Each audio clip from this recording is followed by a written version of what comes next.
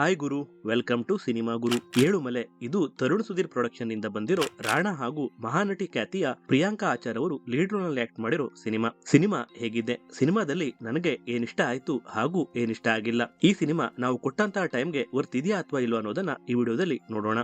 ಏಳುಮಲೆ ಇದು ರಾಣಾ ಅವರ ಎರಡನೇ ಸಿನಿಮಾ. ಇದರ ಒನ್ಲೈನ್ ಕಥೆಯ ಬಗ್ಗೆ ಹೇಳೋದಾದ್ರೆ 2004ರಲ್ಲಿ ನಡೆದಂತಹ ಒಂದು ನಿಜ ಘಟನೆಯ ಆಧಾರದ ಮೇಲೆ ಡೈರೆಕ್ಟರ್ ಕಥೆಯನ್ನ ಮಾಡಿದ್ದಾರೆ. ಇದು ಕರ್ನಾಟಕ ಮತ್ತು ತಮಿಳುನಾಡಿನ ಗಡಿಭಾಗದಲ್ಲಿ ನಡೆಯುವಂತಹ ಕತೆ. ಹರೀಶ್ ಅನ್ನೋ ಒಬ್ಬ ಬಡ ಹುಡುಗ ರೇವತಿಯನ್ನು ಶ್ರೀಮಂತ ಹುಡುಗಿಯನ್ನ ಪ್ರೀತಿ ಮಾಡ್ತಾ ಇರ್ತಾನೆ. ಈ ವಿಷಯವನ್ನ ತಿಳಿದ ರೇವತಿ ಮನೆಯವರು ರೇವತಿಯನ್ನ ಬೇರೆ ಹುಡುಗನೊಂದಿಗೆ ಮದುವೆ ಮಾಡಬೇಕು ಅಂತ ಪ್ರಯತ್ನ ಪಡ್ತಾರೆ. ಇದರಿಂದಾಗಿ ರೇವತಿ ಮನೆಯನ್ನ ಬಿಟ್ಟು ಹರೀಶ್ನ ಜೊತೆ ಓಡಿ ಹೋಗೋದಕ್ಕೆ ಡಿಸೈಡ್ ಮಾಡ್ತಾಳೆ. ಒಂದು ದಿನ ರಾತ್ರಿ ಹರೀಶ್ ಮತ್ತು ರೇವತಿ ಒಂದು ಜಾಗದಲ್ಲಿ ಮೀಟ್ ಮಾಡಿ ತಮ್ಮ ಹೊಸ ಜೀವನವನ್ನ ಇಲ್ಲಿಂದಲೇ ಶುರು ಮಾಡೋಣ ಅಂತ ಪ್ಲಾನ್ ಮಾಡ್ತಾರೆ. ಆದರೆ ಇವರು ಮೀಟ್ ಆಗುವಂತ ಸಂದರ್ಭದಲ್ಲಿ ಒಂದು ಘಟನೆ ನಡೆಯುತ್ತೆ. ಆ ಘಟನೆಯಿಂದಾಗಿ ಇವರಿಗೆ ಅನೇಕ ಸಮಸ್ಯೆಗಳು ಉಂಟಾಗತ್ತೆ. ಅಷ್ಟಕ್ಕೂ ಆ ಘಟನೆ ಆದ್ರೂ ಏನು ಹಾಗೂ ಇವರಿಬ್ಬರು ಕೊನೆಗೂ ಆ ದಿನ ರಾತ್ರಿ ಸೇರಿದ್ರ ಅಥವಾ ಇಲ್ವಾ ಅನ್ನೋದು ಈ ಚಿತ್ರದ ಸಿಂಪಲ್ ಕತೆ. ಡೆಬ್ಯೂಟೆಂಟ್ ಡೈರೆಕ್ಟರ್ ಪುನೀತ್ ರಂಗಸ್ವಾಮಿ ಏಳುಮಲೆ ಸಿನಿಮಾದ ಮೂಲಕ ತಮ್ಮ ಮೊದಲ ಸಿನಿಮಾದಲ್ಲೇ ಗೆದ್ದಿದ್ದಾರೆ ಅಂತಾನೆ ಹೇಳ್ಬಹುದು. ಒಂದೇ ರಾತ್ರಿಯಲ್ಲಿ ನಡೆಯೋ ಸ್ಟೋರಿ ಆಗಿರೋದ್ರಿಂದ ಎಲ್ಲೂ ಕೂಡ ಸಿನಿಮಾ ಒಂದು ಚೂರು ಆಚೆ ಈಚೆ ಆಗದೆ ಇರೋ ಹಾಗೆ ಪ್ರೆಸೆಂಟ್ ಮಾಡಿದ್ದಾರೆ. ಒಂದು ಟ್ರೂ ಇನ್ಸಿಡೆಂಟ್ ನ ಸುತ್ತ ಲವ್ ಸ್ಟೋರಿ ಹಾಗೂ ಇತರ ಎಮೋಷನ್ಸ್ ಗಳನ್ನ ಬಿಲ್ಡ್ ಮಾಡಿ ಕತೆಗೆ ಇನ್ನೂ ಹೆಚ್ಚಿನ ವ್ಯಾಲ್ಯೂನ ಇವರು ಆಡ್ ಮಾಡಿದ್ದಾರೆ.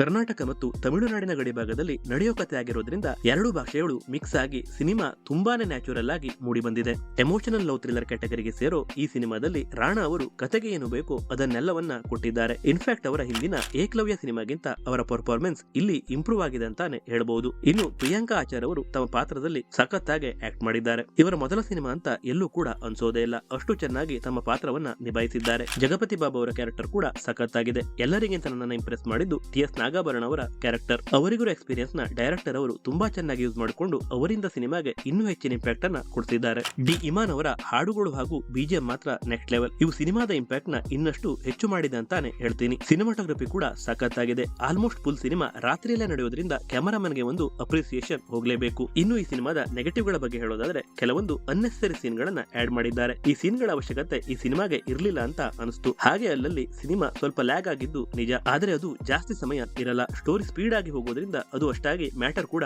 ಆಗಲ್ಲ. ಓವರ್ ಆಲ್ ಆಗಿ ಹೇಳೋದಾದ್ರೆ ಇದೊಂದು ಒಳ್ಳೆ ಸಿನಿಮಾ. ನಾವು ಕೊಡುವಂತಹ ಟೈಮ್ ಮತ್ತು ದುಡ್ಡಿಗೆ ಮೋಸ ಇಲ್ಲ. ಕನ್ನಡದವರ ಈ ಪ್ರಯತ್ನಕ್ಕೆ ನಮ್ಮ ಸಪೋರ್ಟ್ ತುಂಬಾನೇ ಮುಖ್ಯ. ಎಲ್ಲರೂ ಈ ಸಿನಿಮಾನ ಥಿಯೇಟರ್ಗೆ ಹೋಗಿ ನೋಡಿ, ಖಂಡಿತ ನೀವು ಈ ಸಿನಿಮಾನ ಎಂಜಾಯ್ ಮಾಡ್ತೀರಾ. ಎನಿವೆ, ನಮ್ಮ ಈ ರಿವ್ಯೂ ನಿಮಗೆ ಇಷ್ಟ ಆಗಿದ್ದರೆ ಈ ವಿಡಿಯೋನ ಲೈಕ್ ಮಾಡಿ ಹಾಗೂ ನಮ್ಮ ಯೂಟ್ಯೂಬ್ ಚಾನೆಲ್ ನ ತಪ್ಪದೆ ಸಬ್ಸ್ಕ್ರೈಬ್ ಮಾಡಿ. ಮುಂದಿನ ವಿಡಿಯೋದಲ್ಲಿ ಮತ್ತೆ ಸಿಗೋಣ. ಟೇಕ್ ಕೇರ್, ಬಾಯ್.